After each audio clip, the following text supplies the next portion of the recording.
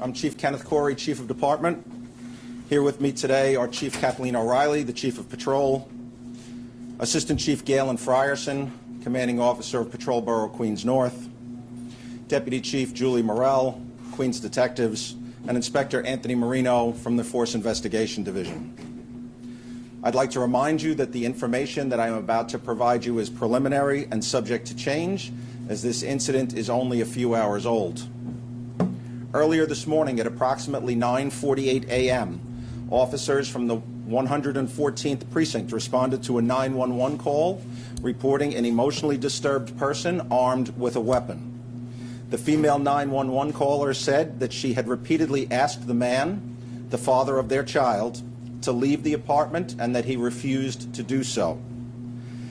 She went on to say that he had taken a lot of pills, was saying that he wanted to die, and was holding a machete in his hand.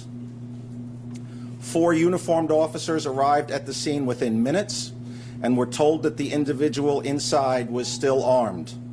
As the officers were trying to remove people from the apartment, the male confronted them in a narrow hallway, holding the 911 caller's mother. After getting the older woman out of the apartment, the officers deployed a taser. The taser had no effect. One officer then discharged approximately 3 rounds, striking the male in the groin area. The officers then immediately requested an ambulance, and once the subject was safely in custody, began to render aid.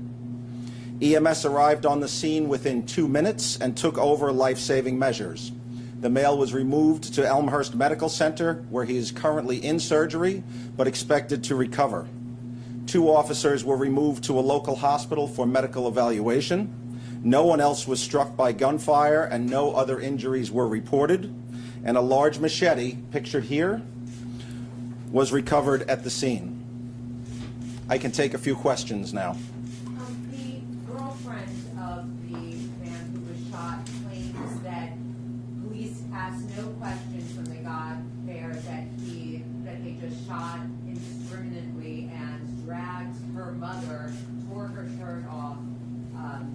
Obviously, you're telling a very different story, and that ACS is trying to take her child down. And where was the child also in relation to the shooting? He says the child witnessed the shooting.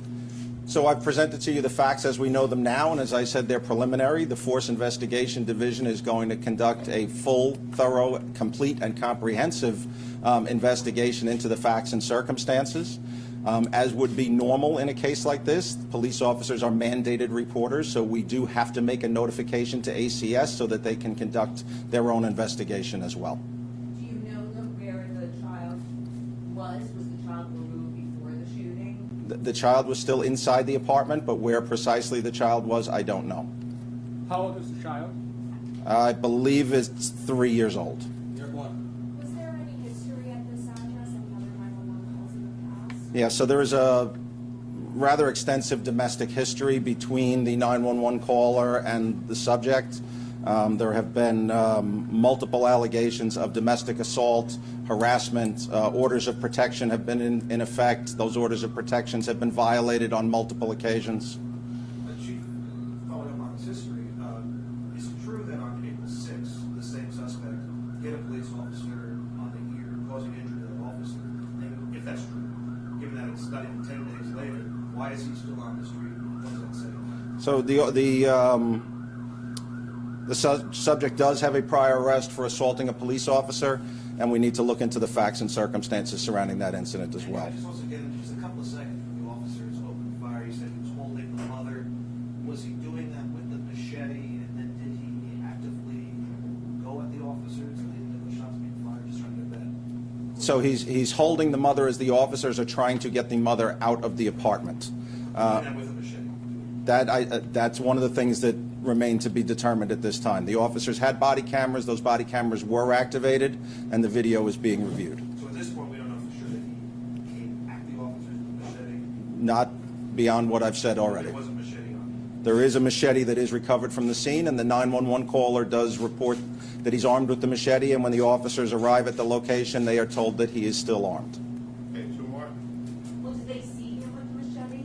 The officers have not yet been spoken to, and I have not yet viewed the body camera. Was this in the hallway of the public hallway of the building, or a hallway in the apartment? This was inside the apartment hallway. All right, thank you very much.